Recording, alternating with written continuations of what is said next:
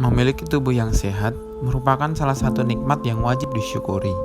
Sehat bukan hanya melulu tentang tubuh yang atletis, mata yang jernih, dan hal-hal lain yang berkaitan dengan fisik, namun juga sehat secara mental.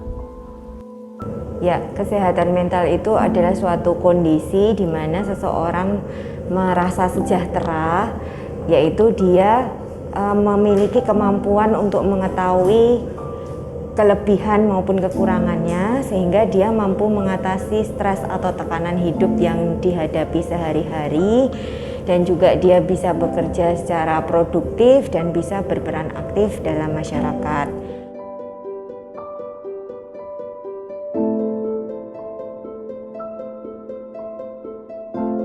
Tahukah Sobat Dasmet, di negara kita Indonesia, gangguan mental masih menjadi salah satu penyakit yang tabu di mata masyarakat. Stigma buruk juga sering didapatkan oleh pengidap gangguan kesehatan mental. Bahkan, tak sedikit kasus diskriminasi sering diterima oleh pengidap gangguan kesehatan mental. Miris, karena rendahnya pemahaman dan kurangnya akses informasi mengenai kesehatan mental untuk masyarakat di Indonesia. Terbukti, menurut Kementerian Kesehatan Indonesia, setidaknya 90% orang dengan gangguan mental tidak memperoleh perawatan yang memadai. Nah, apakah Sobat Dasmet tahu jika gangguan mental juga dapat dialami remaja, bahkan anak-anak atau orang yang terlihat baik-baik saja?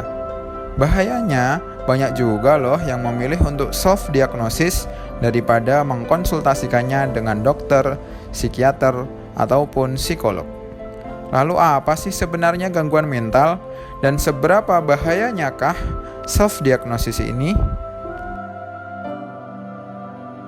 Kesehatan mental itu adalah suatu kondisi di mana seseorang merasa sejahtera, yaitu dia memiliki kemampuan untuk mengetahui kelebihan maupun kekurangannya, sehingga dia mampu mengatasi stres atau tekanan hidup yang dihadapi sehari-hari, dan juga dia bisa bekerja secara produktif dan bisa berperan aktif dalam masyarakat.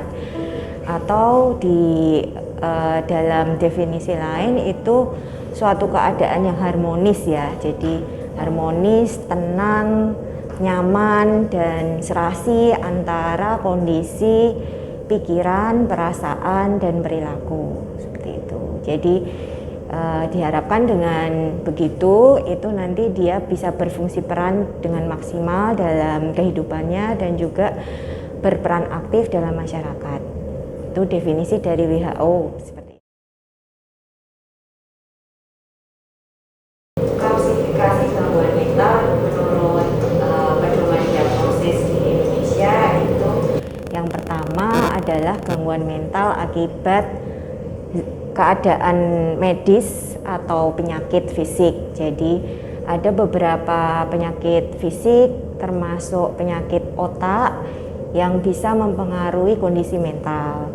Kemudian yang kedua, penyakit mental, gangguan mental yang terjadi akibat penyalahgunaan zat psikoaktif, psikofarmaka, zat adiktif lainnya, itu kan bisa menimbulkan gangguan mental, termasuk ketergantungan, penyalahgunaan, seperti itu masuk gangguan mental juga. Kemudian orang yang mengalami gangguan realita, ini misalnya yang schizofren tuh ya, schizofren ini sudah tidak mengenali realita atau lingkungannya lagi, jadi dia ada kesalahan atau ada gangguan dalam hal persepsinya, jadi dia tidak menyadari dia berada di lingkungan mana, dia tidak menyadari dirinya siapa misalnya. Kemudian gangguan yang lain adalah gangguan mood atau gangguan yang termasuk di sini gangguan depresi, misalnya bipolar, itu masuk di sini. Kemudian selanjutnya gangguan neurotik lain dan yang terkait stres, jadi termasuk gangguan kecemasan, post traumatik stress disorder atau gangguan stres pasca trauma seperti itu. Kemudian gangguan psikologis yang mempengaruhi kondisi fisik. Jadi kan ada beberapa kondisi medis, misalnya asma, terus hipertensi, itu kan bisa dipicu oleh stresor atau faktor-faktor psikologis. Ini kan kadang kalau ada orang tua mikirkan anaknya yang nakal misalnya, terus hipertensinya kumat, nah itu termasuk juga gangguan gitu. Bukan hanya yang dikatakan tanda kutip gila itu saja ya, tapi ternyata memang banyak sekali. Kondisi fisik pun bisa mempengaruhi kondisi mental, baik secara langsung maupun secara nggak langsung. Secara langsung itu maksudnya kan kalau ada gangguan di otak yang mengenai area tertentu yang mempengaruhi emosi dan pikiran kan, jadi terjadi gangguan jiwa gitu. Kalau yang tidak langsung misalnya karena stresornya dia mengalami sakit yang kronis, sakit berkepanjangan, jadi bisa dua-duanya juga. Jadi hati-hati kalau makanya kalau pos kecelakaan kan kita selalu nanya apakah ada pingsan, terus hasil CT scan-nya gimana gitu.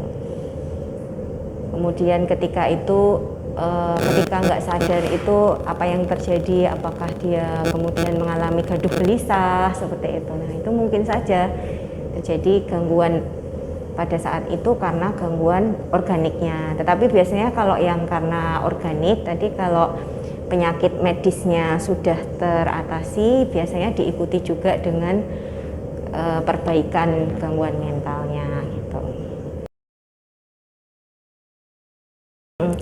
Ya tentu saja overthinking tuh maksudnya apa-apa dipikirin gitu ya, cemas berlebihan gitu. Yang seharusnya hal yang tidak perlu dicemaskan dia merasa cemas. Nah itu tentu saja merupakan salah satu tanda atau ciri gangguan mental, karena mungkin bisa mengalami suatu gangguan cemas, namanya gangguan cemas menyeluruh ya, apalagi kalau dia berlangsung setiap hari selama hampir 3 bulan atau lebih. Nah itu harus diwaspadai kemungkinan adanya gangguan cemas menyeluruh. Nah untuk itu mungkin perlu dikonfirmasi, periksa ke psikolog atau psikiater terdekat gitu.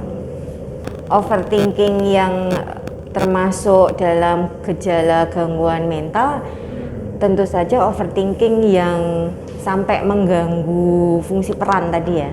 Jadi salah satu tandanya gangguan mental itu terjadi gangguan fungsi peran. Jadi terus dia karena overthinkingnya jadi nggak bisa konsentrasi, misalnya karena overthinkingnya jadi nggak bisa tidur, ada gangguan tidur. Nah itu yang perlu diperiksakan. Jadi overthinking itu sebenarnya nggak apa-apa ya dok, tapi jangan ya, sampai ya. kesimpulan tadi. Untuk hal-hal yang mungkin harus dicemaskan ya nggak apa-apa. Misalnya mau ujian santai-santai aja kan ya, malah nggak ini kan ya, memang mau ujian cemas itu wajar gitu. Tapi kalau terus berlangsung lama dan sampai terus kok jadi sakit perut, jadi sakit, malah jadi nggak ikut ujian, nah itu yang harus diperiksakan gitu. Self healing maksudnya untuk menerapi diri sendiri ya boleh-boleh saja, itu malah suatu keterampilan yang baik apabila kita misalnya mengalami stresor yang bisa kita kendalikan sendiri ya, latihlah keterampilan itu. Justru mungkin dengan menggoyahkan pikiran yang negatif, atau dengan relaksasi, atau dengan melakukan kegiatan yang disukai, itu boleh-boleh saja. Ya harus dievaluasi belajarnya itu untuk semua pelajaran atau tertentu. Nah itu kalau tertentu berarti dievaluasi lagi, kenapa kok nggak suka pada pelajaran tertentu itu, apakah karena gurunya atau karena dia sendiri kurang memahami atau karena dia nggak minat, nah itu perlu dievaluasi. Tapi kalau untuk semua, nah tadi kalau untuk semua harus diwaspadai. Kenapa kok terjadi penurunan semangat belajar tadi? Mungkin kalau biasanya semangat kok sekarang semuanya wegah ya, nah itu harus kita aware akan adanya penurunan minat, penurunan konsentrasi. Itu kemungkinan ada suatu gangguan, mungkin depresi ya. Tapi kalau tadi hanya salah satu materi pelajaran saja, mungkin itu tadi dievaluasi apa, dia mungkin dalam hati nggak suka sama gurunya, berarti ya harus dievaluasi lagi lah, ngapain nggak suka, nyatanya teman-teman yang lain juga nggak masalah, atau ada apa sebenarnya, apa dia sebelumnya ada masalah sama gurunya, atau menurut dia pelajaran yang sulit itu. Nah, kalau memang pelajaran yang sulit, mungkin nanya ke teman-teman yang lebih paham, bisa gitu. Kalau saya sendiri kadang pelajaran matematika jadi Mual. perutnya jadi sakit. Apa itu juga penyakit atau gimana? Ya memang tidak semua hal harus kita kuasai semua ya, kan tiap manusia kan punya kelebihannya sendiri-sendiri. Nah tadi termasuk yang sehat jiwanya itu kalau dia mampu memahami mana kekuatan dan kelemahannya dia kuat dalam hal misalnya sosial ya, oh berarti nanti fokusku nanti ke sini. Tetapi kan matematika juga mau nggak mau juga harus lolos, harus lulus. Nah gimana caranya supaya aku semangat? Nah mungkin lihat hal-hal yang menarik tentang matematika, misalnya mungkin ada banyak ya film-film yang hitung-hitung, nah gitu misalnya. Cari hal-hal yang menarik sehingga kita merasa tidak ada ruginya untuk mempelajari itu gitu. Walaupun kita merasa nggak senang tadi, semua ilmu kan bermanfaat ya. Tadi mungkin berhubungan sama yang self healing tadi ya. Nah, gimana keterampilan dia untuk melakukan self healing itu, dia harus mempunyai kesadaran tentang dirinya, dia itu akan merasa nyaman dalam kondisi apa, dia sukanya ngapain gitu. Nah, coba lakukan hal-hal yang dimana dia merasa suka dan nyaman. Misalnya ada orang yang senang melukis, ya silakan. Atau ada orang yang senang terus naik gunung gitu ya. Atau ada orang yang senangnya itu dengerin ombak di pantai. Nah, bisa mungkin sebagai suatu tip atau trik untuk cepat menaikkan. Monggo. Atau kalau saya cukup makan coklat gitu.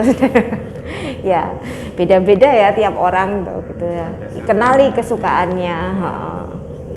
Ya, memang kalau depresi secara ringan itu biasanya tidak perlu obat. Nah, memang tapi secara umum depresi itu tandanya kita bisa ngelihat afeknya. Afek itu penampakan wajahnya kelihatan sedih gitu. Kan kelihatan ya orang yang biasa, orang yang normal dan kelihatan kok sedih banget gitu, wajahnya kelihatan sedih, kemudian mengalami penurunan energi, jadi tadi malas ngapa-ngapain tadi, bahkan kadang makan aja males gitu. Tapi ada satu sisi yang depresi itu depresi terselubung, jadi makannya malah jadi tambah banyak karena dia merasa untuk pelampiasan masalah bisa ditambah banyak. Bisa jadi juga terjadi gangguan makan seperti itu.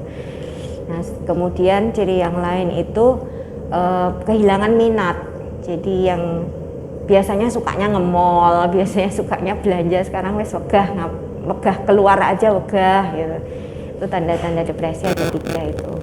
Nah, kalau ringan dia terlihat masih mampu melakukan fungsi peran walaupun menurun gitu. Jadi kalau sebelumnya dia mahasiswa, kemudian dia mengalami depresi, ada tugas ya dikerjakan tapi mungkin nggak bisa selesai, atau selesai tapi kurang maksimal. Wes pokoknya ini wes yang penting garap sak-sae gitu. Nah, bisa jadi itu depresi ringan.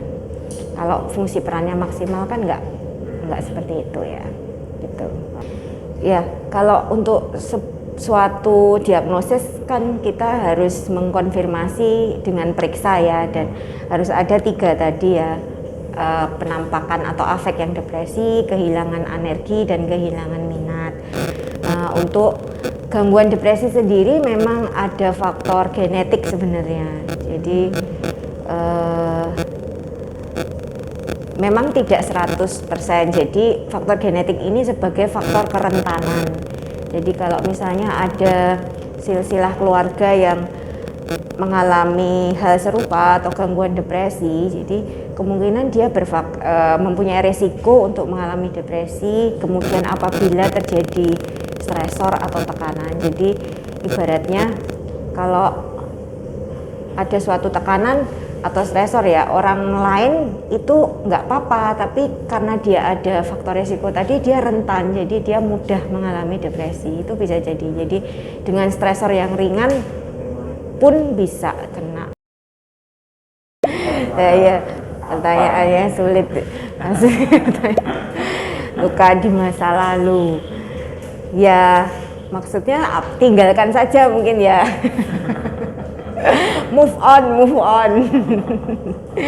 Move on, cari kesenangan yang baru, mungkin cari hikmahnya gitu. Selalu coba lihat dari sudut pandang yang lain. Jadi jangan hanya dari sudut pandang kita yang kok aku melas banget sih terluka seperti ini gitu. Coba lihat dari sudut pandang yang lain gitu.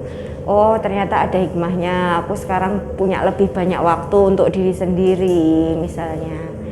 Ya gitu. Jadi lakukan cara untuk melihat dari sudut pandang yang lain, terus kemudian melakukan hal-hal yang disukai, hal-hal yang positif ya tentu saja. Kemudian cari teman sebanyak-banyaknya gitu, yang nyaman tentu saja. Jadi kan bisa saling menghibur, saling support, saling sharing gitu.